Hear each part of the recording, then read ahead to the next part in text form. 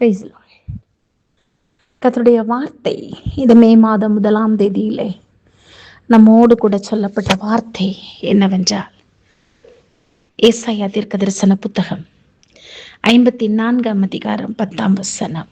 மலைகள் விலகினாலும் பர்வதங்கள் நிலை பெயர்ந்தாலும் என் கிருபை உன்னை விட்டு விலகாமலும் என் சமாதானத்தின் உடன்படிக்கை நிலை பெயராமலும் இருக்கும் என்று உன்மேல் மனதுருகுகிற கர்த்தர் சொல்லுகிறார். எனக்கு பிரியமான தேவனுடைய ஜனமே, இந்த உலகத்துல நாம மலை போல நம்பி இருக்கிறவங்க நம்மளை கைவிடலாம்.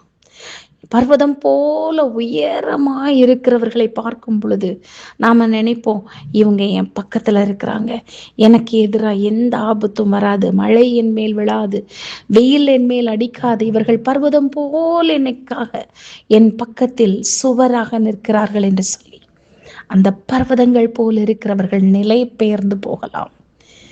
நம்முடைய படிப்பு, நம்முடைய அந்தஸ்து, நம்முடைய உயர்வு, நம்முடைய சொத்து, இவை எல்லாவற்றையும் நாம் நம்பி இருக்கலாம். இது எல்லாம் நம்மை விட்டு போகலாம். ஆனால் கர்த்தருடைய வார்த்தை சொல்லுகிறது, என் கிருபை உன்னை விட்டு விலகாது, என் சமாதானத்தின் உடன்படிக்கை நிலை பெயராது. இதை யார் சொல்றா தெரியுமா?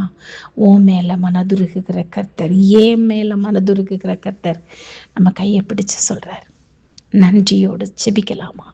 கிருபையும் இரக்கம் நிறைந்த நல்ல தகப்பனே, மலைகள் விலகினாலும் பர்வதங்கள் நிலை பெயர்ந்தாலும் உங்க கிருபை எங்களை விட்டு விலகாமல் இருக்கிறதற்காக ஸ்தோத்திரம். உங்க சமாதானத்தின் உடன்படிக்கை நிலை பெயராமல் இருக்கிறதற்காக ஸ்தோத்திரம்.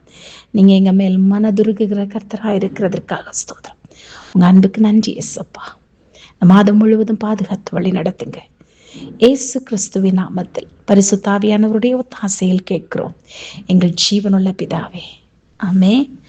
அல்லேலூயா.